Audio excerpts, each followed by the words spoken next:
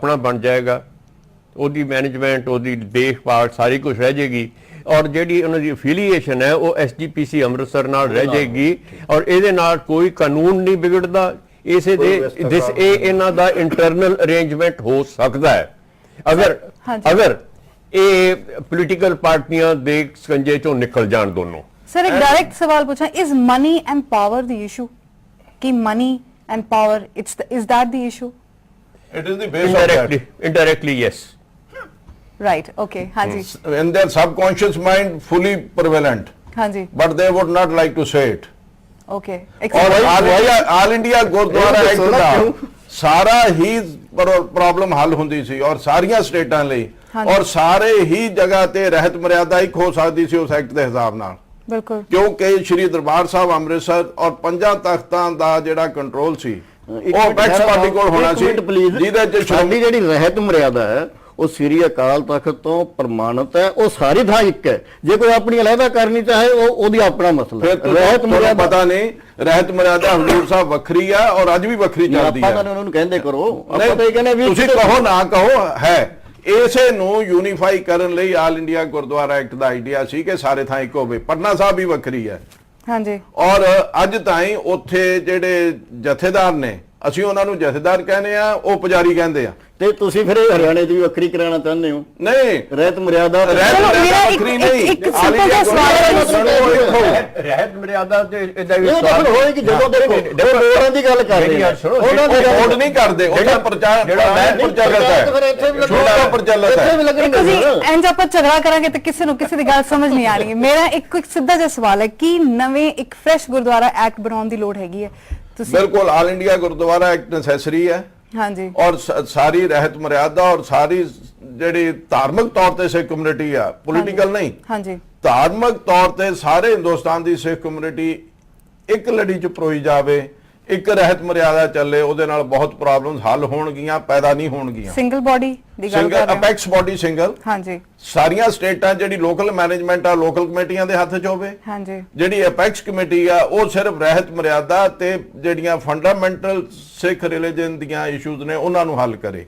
ਕੀ ਤੁਸੀਂ ਇਹਨਾਂ ਵਿੱਚ ਬਾਕੀ ਉਹਨਾਂ ਗੁਰਦੁਆਰਿਆਂ ਨੂੰ ਵੀ ਇਨਕਲੂਡ ਕਰ ਰਹੇ ਹੋ ਜਿਹੜੇ ਕਿ ਫੋਰਨ ਕੰਟਰੀਜ਼ ਦੇ ਵਿੱਚ ਬੇਸ ਤੇ ਵੱਖਰੀਆਂ ਉਹਦਾ ਸਾਨੂੰ ਕੋਈ ਹੱਕ ਨਹੀਂ ਬਣਾਉਣ ਦਾ, ਮਗਰ ਉਹ ਹੋ ਨਹੀਂ ਸਕਦੇ ਵੀ ਕੋਈ ਨਹੀਂ। ਹਾਂਜੀ। ਉਹ ਅਫੀਲੀਏਸ਼ਨ ਹੋ ਸਕਦੀ ਹੈ। ਹਾਂਜੀ। ਗਾਈਡੈਂਸ ਲੈ ਸਕਦੇ ਆ, ਹੁਣ ਵੀ ਲੈਂਦੇ ਆ। ਹਾਂਜੀ। ਔਰ ਲੈਂਦੇ ਰਹਿਣਗੇ। ਔਰ ਜਦ ਇੱਕ ਆਲ ਇੰਡੀਆ ਬੋਡੀ ਹੋਏਗੀ ਉਹਦੀ ਜ਼ਿਆਦਾ ਪ੍ਰਵਾਨਗੀ ਹੋਏਗੀ, ਨਾ ਕਿ ਇੱਕ ਰੀਜਨਲ ਤੋਂ ਇੱਕ ਪੋਲੀਟੀਕਲ ਪਾਰਟੀ ਤੋਂ।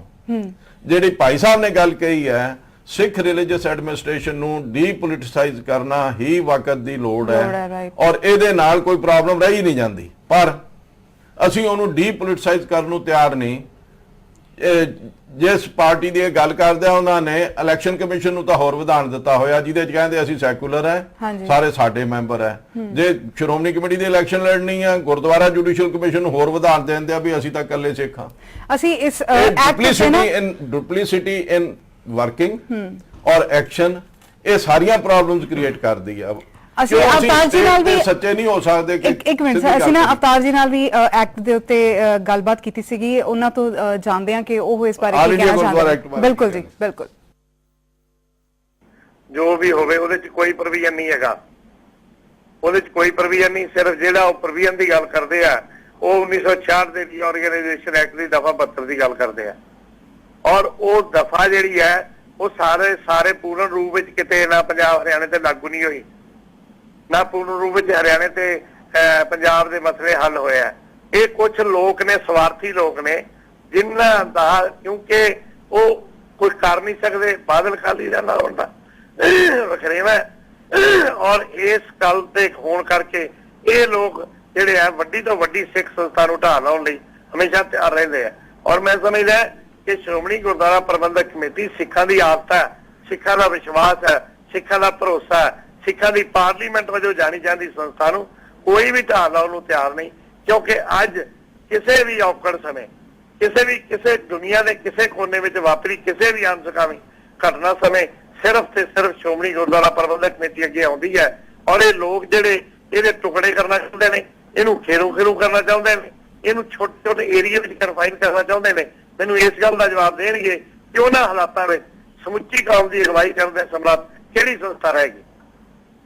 ਇਸ ਗੱਲ ਹਾਂਜੀ। ਬਾਰੇ ਮੈਂ ਗੱਲ ਕਰਨੀ ਚਾਹਾਂਗਾ ਬਿਲकुल ਕਿ ਮੈਂ ਸਰਦਾਰ ਅਵਤਾਰ ਸਿੰਘ ਮੱਕੜ ਨਾਲ ਬਿਲਕੁਲ ਸਹਿਮਤ ਨਹੀਂ, ਕਿਉਂਕਿ ਇਸ ਐਸਜੀਪੀਸੀ ਦੀ ਸੰਸਥਾ ਨੂੰ ਸਭ ਤੋਂ ਪਹਿਲਾਂ ਵੰਡਿਆ ਤਾਂ ਇਹਨਾਂ ਦੀ ਆਪਣੀ ਪਾਰਟੀ ਅਕਾਲੀ ਦਲ ਨੇ ਵੰਡਿਆ ਔਰ ਖੁਦ ਵੰਡਿਆ ਔਰ ਆਪਣੇ ਸੈਲਫ ਇੰਟਰਸਟ ਵਾਸਤੇ ਵੰਡਿਆ, ਕਿਉਂਕਿ ਉਹਨਾਂ ਨੂੰ ਪੰਜਾਬੀ ਸੂਬਾ ਚਾਹੀਦਾ ਸੀਗਾ ਜਿੱਥੇ ਉਹਨਾਂ ਦਾ ਬੋਲਬਾਲਾ ਹੋਵੇ ਤੇ ਉਹ ਹੁਕੂਮਤ ਕਰ ਸਕਣ।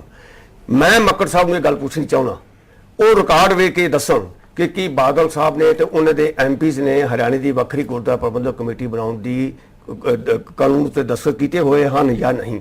ਜੇ ਕੀਤੇ ਹੋਏ ਹਨ ਤਾਂ ਕੀ ਇਹ ਭੱਜ ਸਕਦੇ ਹਨ? ਸੈਕੰਡ ਗੱਲ, ਮੈਂ ਆਪਣੇ ਵਕੀਲ ਸਾਹਿਬ ਨੇ ਗੱਲ ਕੀਤੀ ਹੈ, ਸੀਨੀਅਰ ਐਡਵੋਕੇਟ ਸਾਹਿਬ ਨੇ ਕਾਨੂੰਨ ਦੀ ਗੱਲ ਕੀਤੀ ਹੈ, ਆਲ ਇੰਡੀਆ ਗੁਰਦੁਆਰਾ ਐਕਟ ਦੀ ਗੱਲ ਕੀਤੀ ਹੈ, ਮੈਂ ਗੱਲ ਕਰ ਰਿਹਾ ਪੰਜਾਬ ਰੀਆਰਗੇਨਾਈਜੇਸ਼ਨ ਐਕਟ 1966 ਦੀ ਗੱਲ ਕਰ ਰਿਹਾ, ਇਹ ਮੱਕੜ ਸਾਹਿਬ ਨੇ ਵੀ ਪੰਜਾਬ ਰੀਆਰਗੇਨਾਈਜੇਸ਼ਨ ਐਕਟ 1966 ਦੀ ਗੱਲ ਕੀਤੀ ਬਿਲਕੁਲ, ਹੈ। ਹਾਂਜੀ। ਮੈਂ ਇਹ ਗੱਲ ਕਹਿਣੀ ਚਾਹਾਂਗਾ ਕਿ ਖੁਦ ਐਸਜੀਪੀਸੀ ਇਸ ਵਕਤ 1966 ਦੇ ਪੰਜਾਬ ਰੀਆਰਗੇਨਾਈਜੇਸ਼ਨ ਐਕਟ ਦੇ ਤਹਿਤ ਹੀ ਗਵਰਨ ਹੁੰਦੀ ਹੈ for all intents and purposes. For example, ਇਹਨਾਂ ਦੇ ਹਾਊਸ ਦੀ ਗਿਣਤੀ 140 ਸੀ, ਹਾਂਜੀ 140 ਤੋਂ ਵੱਧ ਕੇ ਉਹ 185 ਹੋਈ।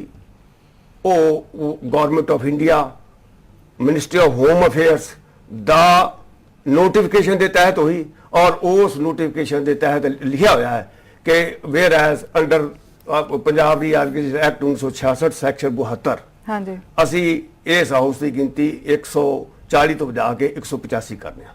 ਸੈਕੰਡ ਐਗਜ਼ਾਮਪਲ, ਪਹਿਲੋਂ 4 ਤਖਤ ਸਨ, 5ਵਾਂ ਤਖਤ ਬਣਿਆ ਤਾਂ ਉਹ ਜਿਹੜਾ ਨੋਟੀਫਿਕੇਸ਼ਨ ਜਾਰੀ ਕੀਤਾ ਹੈ ਤਾਂ ਉਹ ਨੋਟੀਫਿਕੇਸ਼ਨ ਵੀ ਜਾਰੀ ਪੰਜਾਬ ਰੀਆਰਗੇਨਾਈਜੇਸ਼ਨ ਐਕਟ 1966 ਦੇ ਸੈਕਸ਼ਨ 72 ਦੇ ਤਹਿਤ ਹੀ ਹੋਇਆ। ਹਾਂਜੀ ਤਾਂ ਮੈਂ ਇਹ ਗੱਲ ਕਹਿਣੀ ਚਾਹੁੰਦਾ, ਜਿਹੜੀ ਅੱਜ ਮੌਜੂਦਾ ਐਸਜੀਪੀਸੀ ਹੈ ਜਾਂ ਜੇ ਇਹਨਾਂ ਦੇ ਕੱਲ੍ਹ ਨੂੰ ਚੜਾਓ ਹੋਣੇ ਨੇ, ਜੇ ਇਹ ਖੁਦ ਹੀ ਪੰਜਾਬ ਰੀਆਰਗੇਨਾਈਜੇਸ਼ਨ ਐਕਟ 1966 ਦੇ ਤਹਿਤ ਹੋ ਰਹੇ ਨੇ, ਸੈਕਸ਼ਨ 72 ਦੇ ਤਹਿਤ ਹੋ ਰਹੇ ਨੇ, ਤਾਂ ਇਹ ਮੱਕੜ ਸਾਹਿਬ ਇਸ ਗੱਲ ਤੋਂ ਕਿਸ ਤਰ੍ਹਾਂ ਭੱਜ ਸਕਦੇ ਨੇ? ਗੋਬਿੰਦਗੜ੍ਹ ਸਾਹਿਬ ਕਿਸ ਤਰ੍ਹਾਂ ਭੱਜ ਸਕਦੇ ਨੇ? ਸੈਕੰਡਲੀ, ਹਾਂਜੀ ਜਦੋਂ ਤੁਸੀਂ ਕਾਨੂੰਨ ਤੋਂ ਭੱਜਦੇ ਹੋ ਤਾਂ ਫਿਰ ਅਫਰਾ ਤਫਰੀ ਹੈ। ਇਹ ਬਿਲਕੁਲ। ਕਹਿਣਗੇ ਕਿ ਮੈਨੂੰ ਚਾਹੀਦੀ ਹੈ ਐਸਜੀਪੀਸੀ, ਮੈਂ ਕਹਾਂਗਾ ਮੈਨੂੰ ਚਾਹੀਦੀ ਹੈ, ਬਿਲਕੁਲ। ਮੈਂ ਆਪਣੀ ਜੇਬ 'ਚ ਪਾ ਲਾਂਗਾ। ਹਾਂਜੀ। ਮੇਰਾ ਮਤਲਬ ਗੱਲ ਹੈ ਕਿ ਜੇ ਅਸੀਂ ਕਾਨੂੰਨ ਤੋਂ ਹੀ ਭੱਜਨੇ ਆ, ਹਾਂਜੀ। ਸਿਸਟਮ ਤੋਂ ਭੱਜਨੇ ਆ, ਤੇ ਸਿਸਟਮ ਤਾਂ ਸਭ ਤੋਂ ਵੱਡੀ ਗੱਲ ਹੈ। ਬਿਲਕੁਲ। ਨਵੀਂ ਉਦੋਂ ਸਰਕਾਰ ਤੱਕ ਇੱਕ ਦਾ ਨਿਯਮ ਹੈ। ਹਾਂਜੀ, ਸਾਡੇ ਦਾ time ਥੋੜ੍ਹਾ ਘੱਟ ਰਹਿ ਗਿਆ, ਅਸ਼ੋਕ ਜੀ, ਹਾਂਜੀ। ਗੱਲ ਨਿਯਮ ਦੇ ਤਹਿਤ ਹਾਂਜੀ, ਨਹੀਂ, ਬਿਲਕੁਲ, ਬਿਲਕੁਲ। ਇਸ ਇੱਕ ਮਿੰਟ ਜੀ, ਪਹਿਲਾਂ ਉਹਨਾਂ ਨਾਲ। ਹੁਣ ਇਸ ਵੇਲੇ ਤੁਹਾਡੇ ਕੋਲ ਮਸਲਾ ਕੱਲ ਦਾ ਹੈ, ਹਾਂਜੀ ਕੱਲ ਦਾ, ਬਿਲਕੁਲ ਜੀ, ਠੀਕ ਹੈ ਨਾ? ਹਾਂਜੀ ਆਲ ਇੰਡੀਆ ਗੁਰਦੁਆਰਾ ਐਕਟ ਐਡੀ ਛੇਤੀ ਨਹੀਂ ਬਣਨਾ,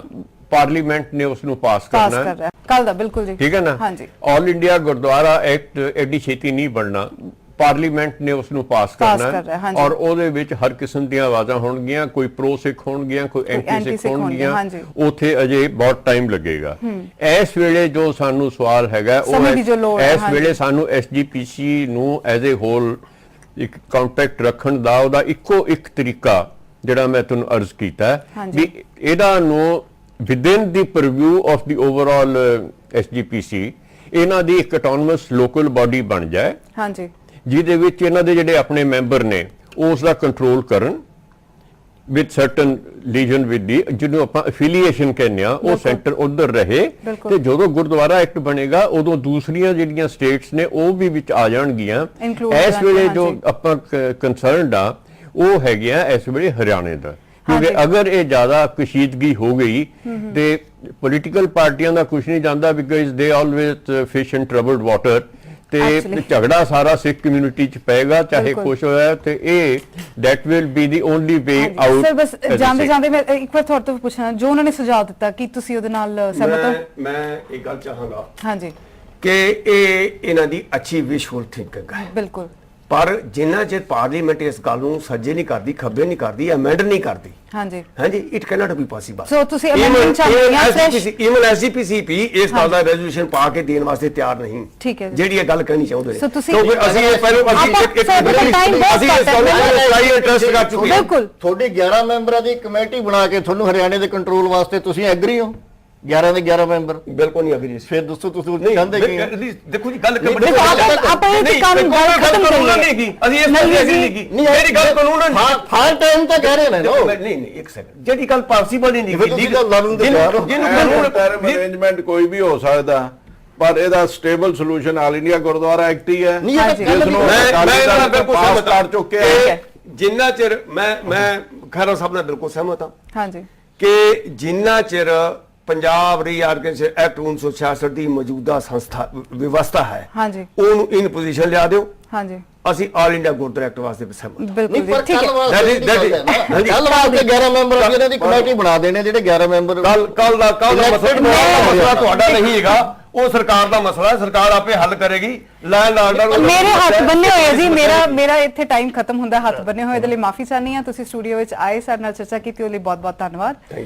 ਹਰਿਆਣਾ ਦੀ ਵੱਖਰੀ ਗੁਰਦੁਆਰਾ ਪ੍ਰਬੰਧਕ ਕਮੇਟੀ ਦਾ ਮਾਮਲਾ ਇੰਨਾ ਗੰਭੀਰ ਅਤੇ ਵਿਸ਼ਾਲ ਹੈ ਕਿ ਇਸ ਨੂੰ ਇੱਕ ਅੱਧੀ ਬਹਿਸ ਵਿੱਚ ਨਹੀਂ ਨਿਬੇੜਿਆ ਜਾ ਸਕਦਾ। ਇਸ ਮੁੱਦੇ ਤੇ ਹੋਰ ਖੁੱਲ੍ਹ ਕੇ ਬਹਿਸ ਹੋਣੀ ਚਾਹੀਦੀ ਹੈ ਤਾਂ ਜੋ ਇਹ ਮਸਲਾ ਗੱਲਬਾਤ ਰਾਹੀਂ ਨਿਪਟ ਸਕੇ ਅਤੇ ਇਹ ਭਾਈਚਾਰੇ ਵਿੱਚ ਹੋਰ ਵੰਡ ਦਾ ਕਾਰਨ ਨਾ ਬਣੇ। ਇਸ ਦੇ ਨਾਲ ਹੀ ਅੱਜ ਦਾ ਪ੍ਰਾਈਮ ਡਿਬੇਟ ਦਾ ਸਮਾਂ ਸਮਾਪਤ ਹੁੰਦਾ ਹੈ। ਕੱਲ ਫਿਰ ਮਿਲਾਂਗੇ ਇਸੇ ਸਮੇਂ ਕਿਸੇ ਨਵੇਂ ਮੁੱਦੇ ਦੇ ਨਾਲ। ਧੰਨਵਾਦ।